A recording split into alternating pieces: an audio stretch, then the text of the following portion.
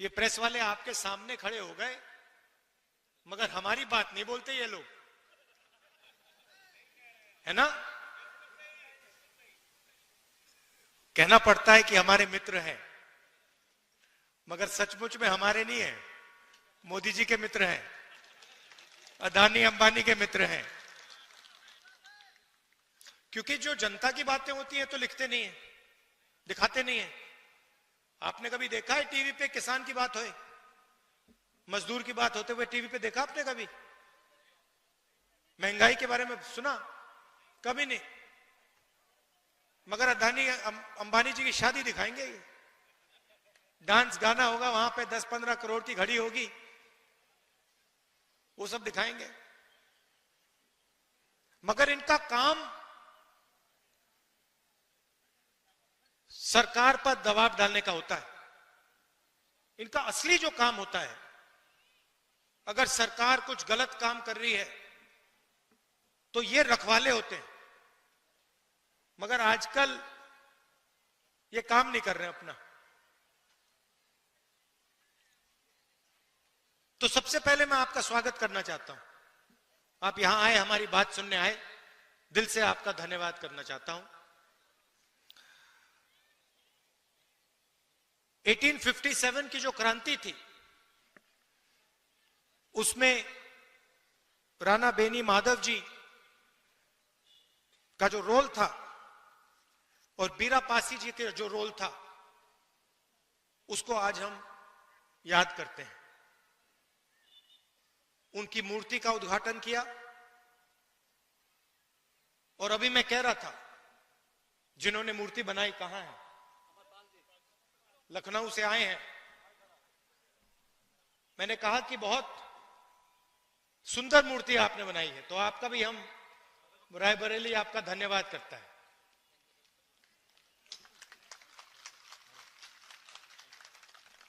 बैठिए।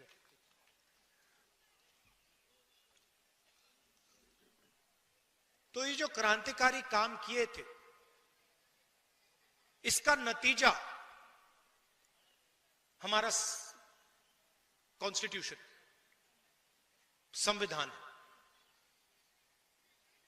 ये सब लोग जो अंग्रेजों से लड़े, जिन्होंने अपनी जान दी, जेल में गए, संविधान के लिए लड़े, संविधान के लिए लड़े। और अगर हिंदुस्तान में गरीबों की आवाज है, मजदूरों की, किसानों की आवाज है, छोटे व्यापारियों की आवाज है, तो संविधान के कारण वो आवाज है। ये हिंदुस्तान की जनता की आवाज है। गांधी जी, अंबेडकर जी, नेहरू जी ने ये संविधान दिया, जेल गए, अंग्रेजों के खिलाफ लड़े। उससे पहले माधव सिंह जी लड़े, बीरा पासी जी लड़े, मगर सारे के सारे इसके लिए लड़ रहे थे। और आज जो लोग हमारी सरकार में बैठे हैं, वही इसका आक्रमण कर रहे हैं। मैंने मीडिया की बात उठाई। राजनीतिक पार्टियों की जिम्मेदारी संविधान को बचाने की होती है, मगर मीडिया की भी जिम्मेदारी संविधान को बचाने की है, संविधान की रक्षा करने की है। मगर ये जो है, ये आजकल संविधान की रक्षा नहीं कर रहे हैं, ये हमारी मदद नहीं कर रहे हैं। इसलिए मैंने शुरुआत में इनके बारे में बोला। आपको ये बातें मालूम होनी चाहिए। आप तो जानते हो, जानते हो ना ये बात, कि मीडिया आजकल हिंदुस्तान में क्या कर रहा है? किसका? अदानी का काम। देश बिक रहा है। एयरपोर्ट्स, पोर्ट्स, इंफ्रास्ट्रक्चर, कोल, रेलवे, सारा का सारा बिक रहा है। कांग्रेस पार्टी लड़ रही है, मैं लोकसभा में लड़ रहा हूं, सड़कों पे लड़ रहा हूं, कांग्रेस पार्टी लड़ रही है, मगर मीडिया वाले हमारी मदद नहीं कर रहे हैं। कोई प्रॉब्लम नहीं है, हम लड़के जीत के दिखाएंगे आपको। देखिए, दो तीन चीजें आपसे मैं कहना चाहता हूं, दो तीन चीजें मैं आपसे कहना चाहता हूं। कन्याकुमारी से कश्मीर तक कांग्रेस का पार्टी के लाखों लोग चले। यात्रा में हमने एक नारा दिया, नफरत के बाजार में मोहब्बत की दुकान खोलनी है।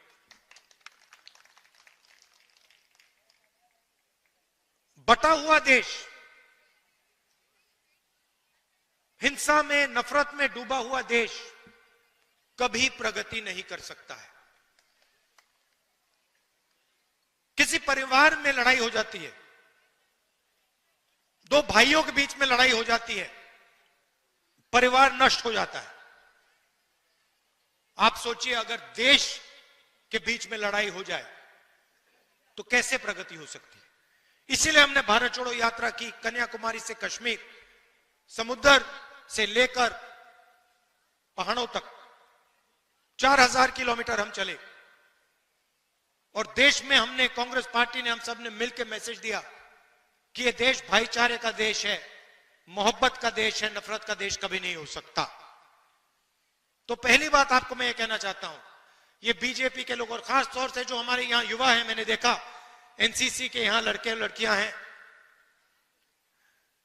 जब भी कोई हिंदुस्तान को बांटने का काम करता है, एक धर्म को दूसरे धर्म से लड़ाता है, एक भाषा को दूसरी भाषा से लड़ाता है, एक जात को दूसरी जात से लड़ाता है, आपको रोकना पड़ेगा। आप इस बात को एक्सेप्ट नहीं कीजिए कि इस देश में नफरत होगी। यह मोहब्बत का देश रहा है और यह मोहब्बत का देश रहेगा।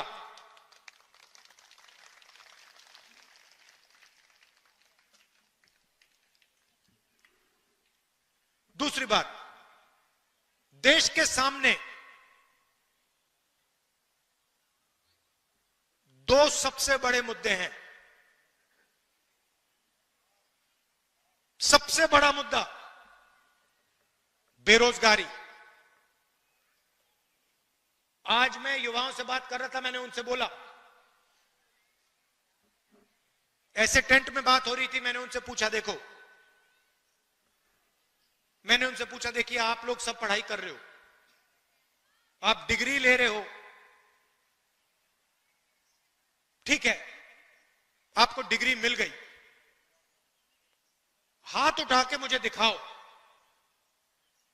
आप में से कितने लोग सोचते हो कि आपको डिग्री के बाद रोजगार मिलेगा। 100 बच्चे थे, आपको मालूम है कितने युवाओं ने हाथ उठाया? एक ने। 100 में से एक लड़के ने हाथ उठाया, बाकी ने हाथ नहीं उठाया। 100 में से सिर्फ एक युवा सोचता है कि उसको रोजगार मिलेगा। और जब मैंने उससे पूछा तो उसने कहा, मैं कहीं ना कहीं रोजगार ढूंढ के निकालूंगा।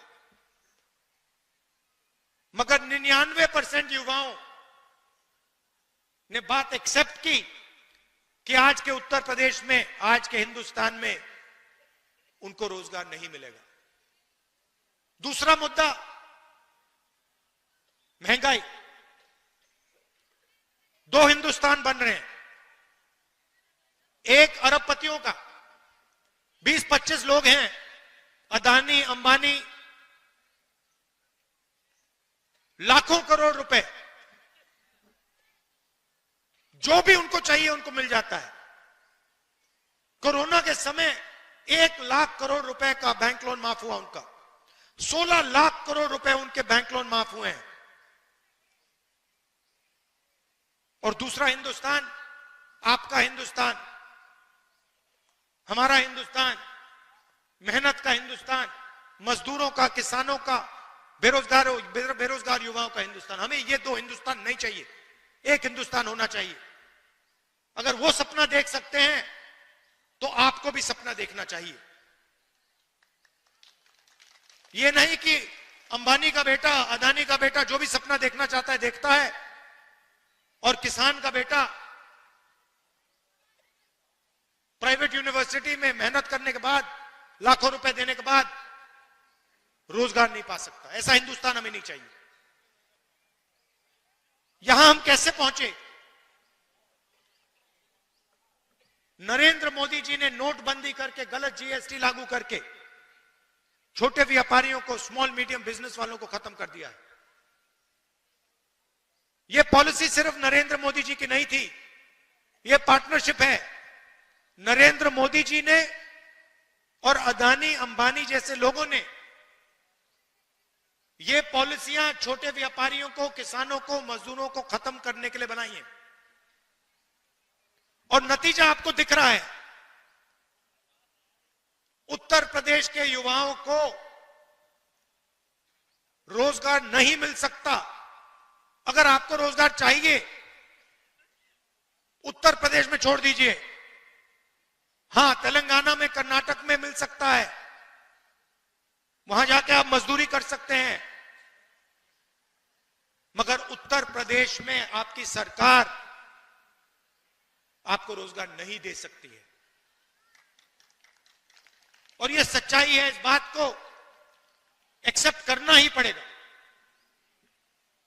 तो यह लड़ाई है। एक तरफ कहते हैं 400 पार, 400 पार के बाद हम संविधान बदल देंगे। हमने कहा हम देखेंगे कैसे संविधान बदलोगे तुम लोग। चुनाव के बाद मोदी जी ने संविधान यहां लगा दिया था।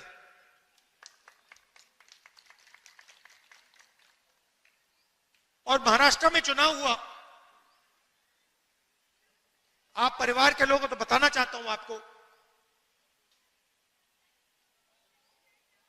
तकरीबन लोकसभा और विधानसभा के बीच में तकरीबन 70 लाख नए वोटर आ गए। 70 लाख नए वोटर जिन्होंने लोकसभा में वोट नहीं दिया। हिमाचल प्रदेश की आबादी, नए वोटर आ गए लोकसभा में, विधानसभा में, जादू से आए। हमने इलेक्शन कमीशन से पूछा, भैया ये समझाओ, ये 70 लाख लोग कहां से आए और हमें वोटर लिस्ट दो। इलेक्शन कमीशन ने आज तक जवाब नहीं दिया। मैंने पार्लियामेंट में बोला, पब्लिक मीटिंग में बोल रहा हूं कि हमें आंकड़े चाहिए। ये 70 लाख नए वोटर जो आए हैं, जिन्होंने लोकसभा में वोट नहीं दिया, विधानसभा में जादू से वोट मिल गया, हम चेक करना चाहते हैं ये लोग कौन है, हमें वोटर लिस्ट दीजिए। वोटर लिस्ट नहीं देनी। तो बात आप समझ गए हो हिंदुस्तान में आजकल हो क्या रहा है। ये राजनीति चल रही है, मगर हम किसी से डरते नहीं है। कांग्रेस पार्टी विचारधारा की पार्टी है, और हमारे सब जो कार्यकर्ता हैं, आप लोग बब्बर शेर, आपके खून के अंदर हमारी विचारधारा है। आपके खून के अंदर हमारी विचारधारा है, और आप इस विचारधारा को लेकर कांग्रेस पार्टी के लिए, संविधान के लिए और देश के लिए लड़ते हो, रोज लड़ते हो। इसके लिए मैं आपको दिल से धन्यवाद करना चाहता हूं। आपने लोकसभा के चुनाव में मेरा पूरा समर्थन किया, उसके लिए मैं आपको, रायबरेली की जनता को और आप सबको दिल से धन्यवाद करना चाहता हूं। और जो भी आपके मुद्दे हैं, जहां भी मेरी जरूरत हो, चाहे रायबरेली में, लोकसभा में, बाकी प्रदेशों में, मैं हाजिर हूं। जो भी आप मुझसे काम करवाना चाहते हो, आप बताओ, मैं करने को तैयार हूं। और आखिरी बात, रायबरेली एक ऐसी कंस्टिट्यूएंसी है शायद पूरे हिंदुस्तान में जिसके 2 सांसद हैं। एक मैं हूं और एक प्रियंका है। तो कभी कभी उसको भी यहां बुला लिया करो। वो मुझे वायनाड बुलाती है, मैं जाता हूं। रायबरेली के भी वो सांसद हैं, उसको भी यहां बुलाया करो आप। बिल्कुल। और आप सबको बहुत बहुत धन्यवाद और मेरा प्यार। राजनीतिक रिश्ता नहीं है, पारिवारिक रिश्ता है हमारा। दिल से आपका धन्यवाद करता हूं। नमस्कार, जय हिंद।